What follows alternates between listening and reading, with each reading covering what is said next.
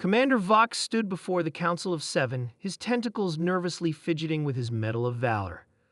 The Grand Chamber, with its towering crystalline pillars and hovering light orbs, fell silent as he prepared to address the newest members of the Galactic Confederation. You ask why Protocol 7 explicitly forbids military engagement with humans.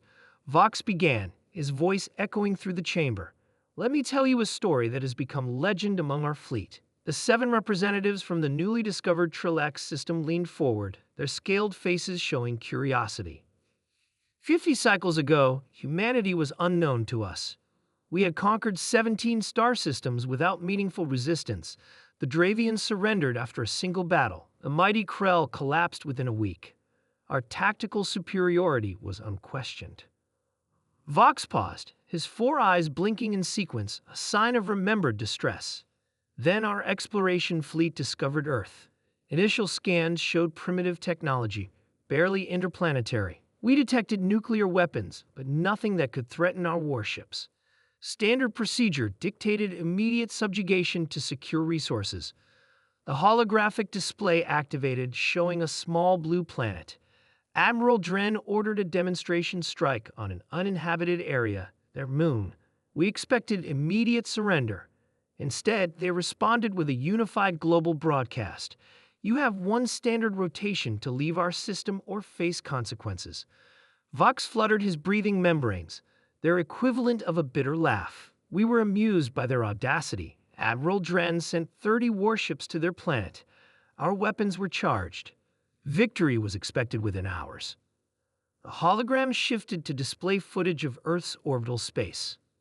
Then we learned the first rule of human warfare. They are masters of deception. What our scans identified as communication satellites were actually orbital defense platforms with energy weapons we'd never encountered. 7 of our ships were disabled before they could fire a single shot. The youngest council member, Zil, interrupted. Surely your superior numbers prevailed? That brings me to the second rule. Never underestimate human improvisation.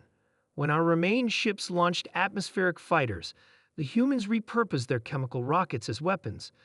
They didn't need sophisticated guidance systems, just enough thrust to create kinetic impacts that shredded our fighter squadrons. The hologram showed explosions blossoming in Earth's upper atmosphere.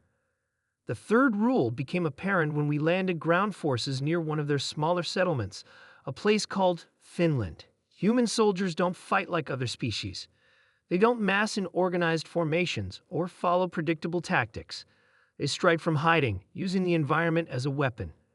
Our soldiers reported humans appearing from beneath snow, from trees, from seemingly nowhere, then vanishing after inflicting damage. Vox's voice lowered. We lost 3,000 troops in 2 planetary rotations. The settlement we attacked had a population of barely 20,000. The council chamber remained deathly quiet. But the fourth rule is why Protocol 7 exists. Humans don't recognize conventional defeat conditions. When Admiral Dren targeted their population centers from orbit, threatening annihilation unless they surrendered, their response was, Vox activated an audio recording. A human voice, calm and resolute, filled the chamber. We have seeded 300 of your worlds with antimatter devices set to detonate if our planet sustains further damage. You may destroy Earth, but your civilization will not survive our response. Gasps echoed through the chamber. We believed it was a bluff, Vox continued, until explosive devices detonated on 2 of our colony worlds simultaneously. Casualties were minimal, clearly warnings. Our intelligence agencies still don't know how they infiltrated our most secure systems so quickly. Vox's tentacles trembled slightly. The 5th rule sealed our decision. Humans unify in the face of external threats. Before our arrival, they were divided into competing nations. Within days of our attack, they operated as a single military force. Their production facilities converted to military output with astonishing speed. The eldest council member raised a clawed hand. So you retreated? Admiral Dren refused to withdraw completely. He left observation posts at the edge of their system. 3 cycles later, we detected human ships leaving their solar system. Their technology had advanced decades beyond what should have been possible. They hadn't just replicated our systems. they'd improve them. The holograms showed sleek human vessels with unfamiliar configurations. They bypassed our outposts without engagement and proceeded directly to our homeworld.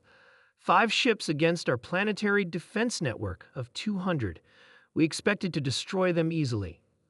Vox's breathing became labored. They disabled our entire network without destroying a single installation. Their message was simple. Next time, we won't be so gentle. The chamber erupted in murmurs. The Confederation voted unanimously to establish peaceful contact. To our surprise, the humans accepted. They even offered technological exchange programs. But their terms were non-negotiable. Recognition of their sovereignty over 50 star systems, most of which they hadn't even visited yet. Vox deactivated the hologram. Today, humans are our most valuable allies. Their scientific advancements have benefited all species. But Protocol 7 remains absolute. We do not provoke humans. We do not threaten humans. We do not fight humans. He faced the new council members directly. Because the final rule of human warfare is the most important.